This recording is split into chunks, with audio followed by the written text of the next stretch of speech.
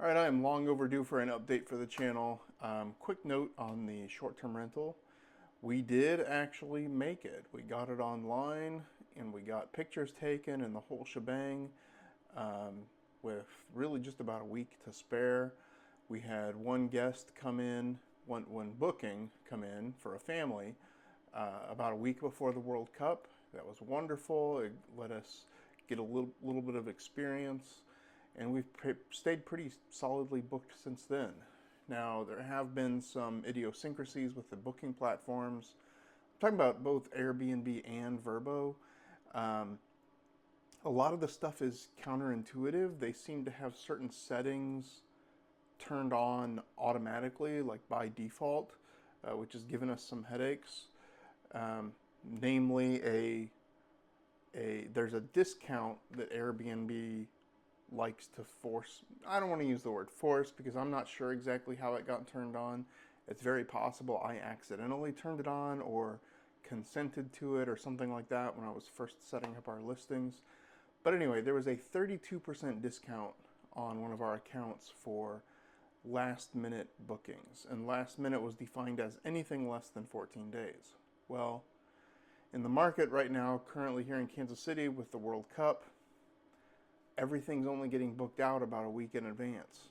So every booking has been last minute and gotten that 32% discount plus Airbnb's 15.5% take plus the 6.5% that my city takes for like a transient guest tax.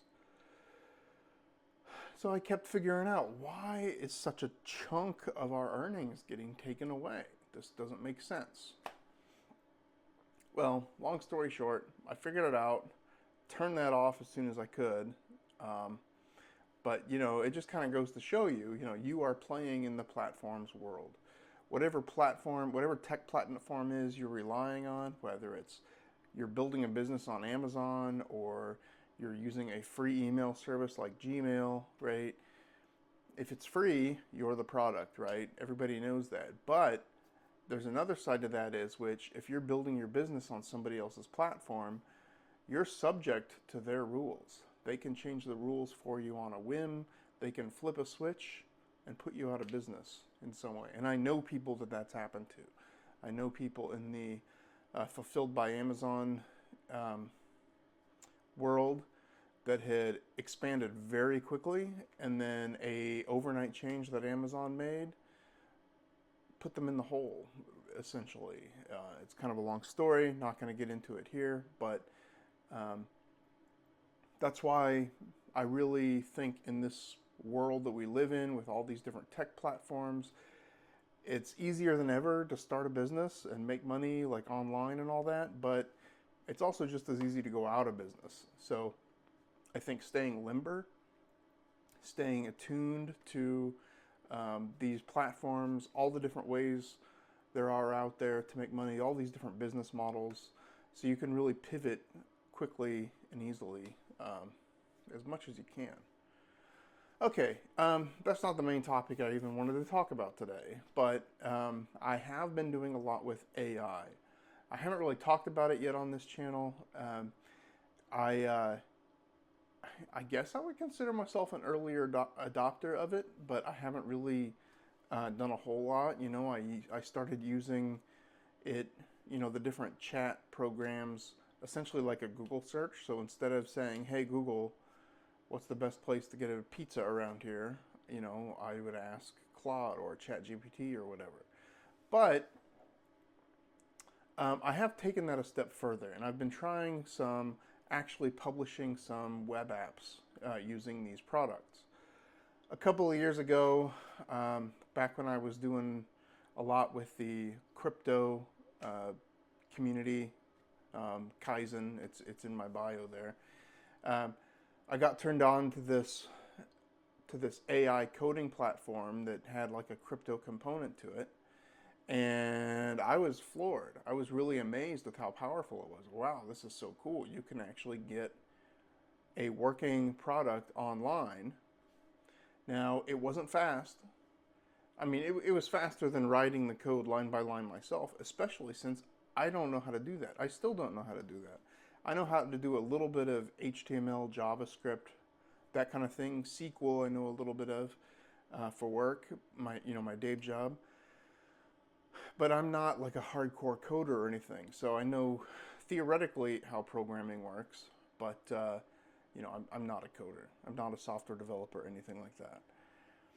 And you would have to really iterate with these early vibe coding platforms. It would really try to one-shot everything, right? It would build your entire project based off of a single prompt.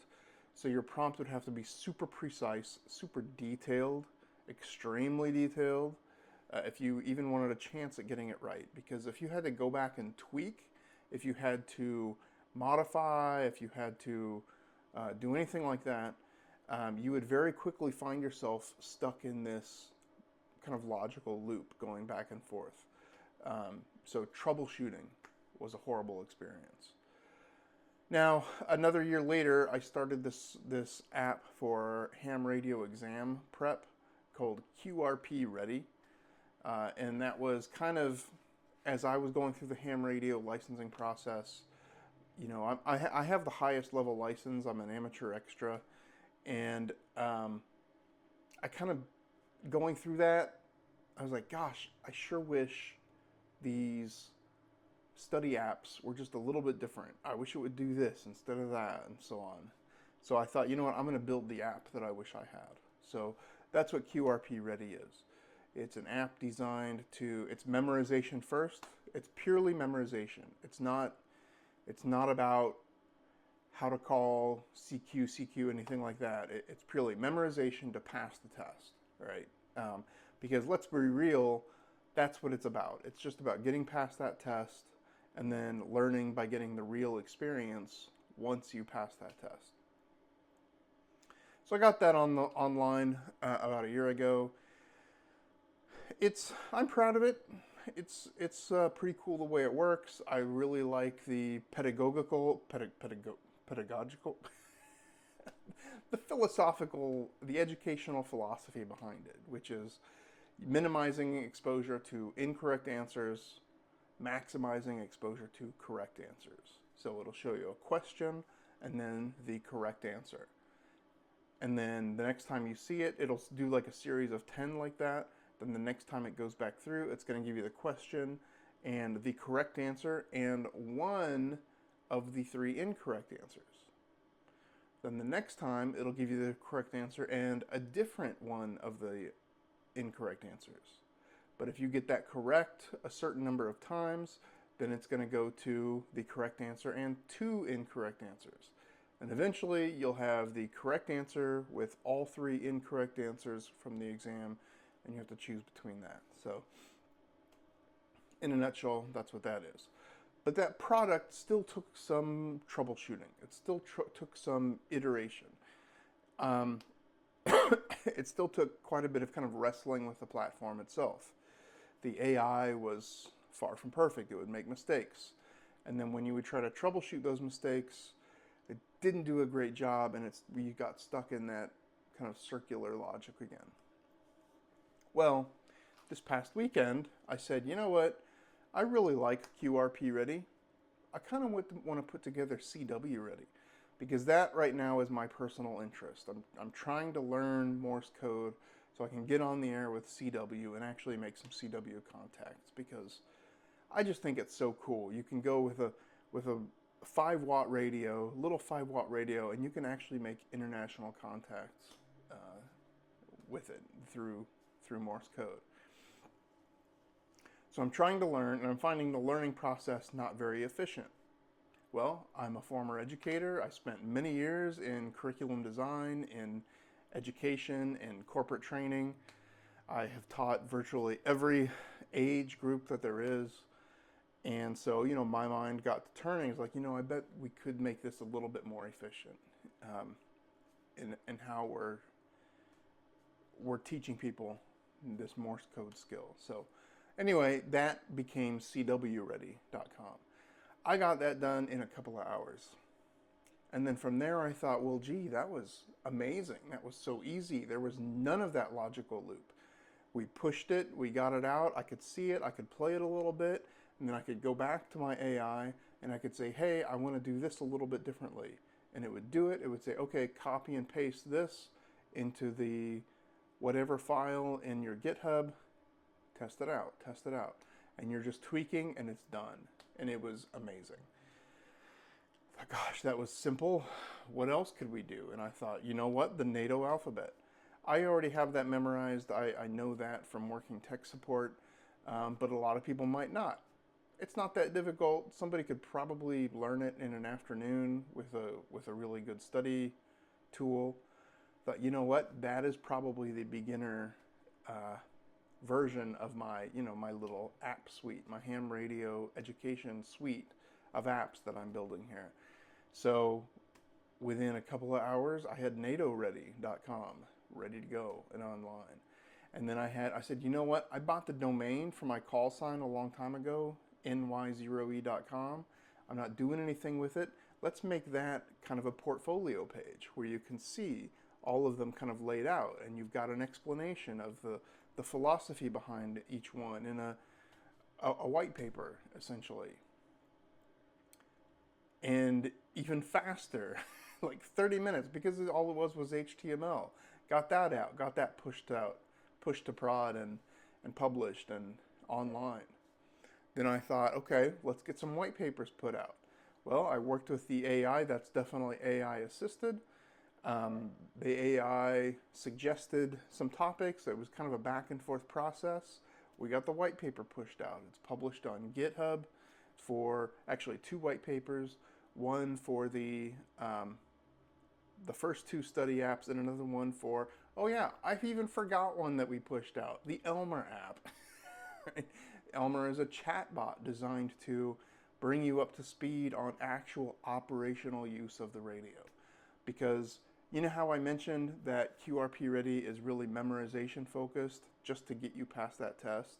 Well, what happens is, and this has been going on for years and years and years, after people pass the test, they realize they still don't know what they're doing. They have this radio, they bought it, they got all excited, so they studied for the test, they passed the test.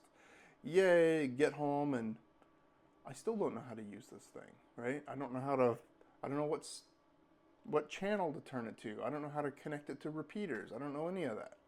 So traditionally, people would connect with what's called an Elmer. It's like a mentor, a ham radio mentor. And that Elmer is the one that would sit you down and walk you through one-on-one how to actually use it. And in fact, this same kind of thing happened with me. After I initially passed that first level ham radio exam, I didn't touch my radio for a long time, actually a couple of years. And then I randomly saw that in my town, the emergency services was going to be having like a meetup for ham radio newbies, and you were supposed to bring your radio and they were going to walk you through how to use it. I did that, and it was really a light switch moment. The light bulb went off. I thought everything clicked. I was like, wow, this makes sense now. I'm starting to get it and have fun with it. And then immediately my Amazon shopping cart started filling up, right? You start going shopping when you're wanting to get into a new hobby. And I was like, hold off. I'm not spending hundreds of dollars on new stuff until I'm sure I'm going to stick with it this time.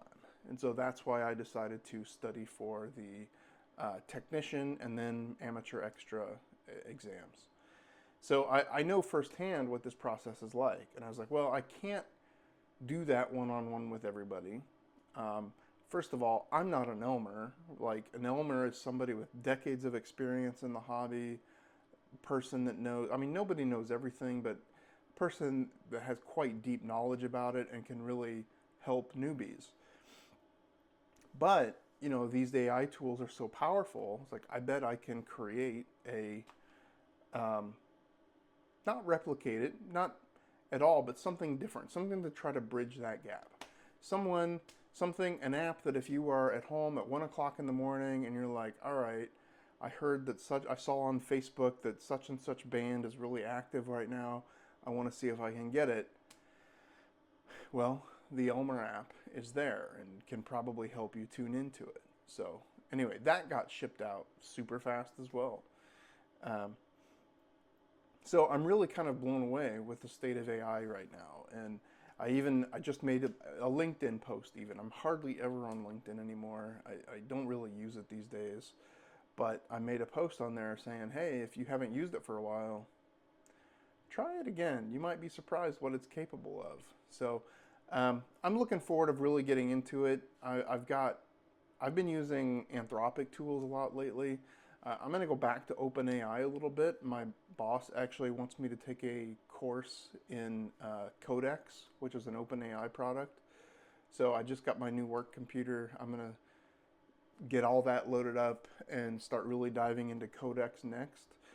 It's really an exciting time to be in tech. So, yeah, again, I guess the lesson to take home from this video is, if it's been a while since you've tried one of these AI tools, and I don't mean just like chatting with it or using it as a replacement for like a Google search or something, but like really using it for something, right? To build something, you might give it another look, because these ideas that I think everybody, coders and non-coders alike, people that work in tech, people that don't work in tech, everybody's got ideas floating around in their head, like, oh, I bet I could build an app, this kind of thing.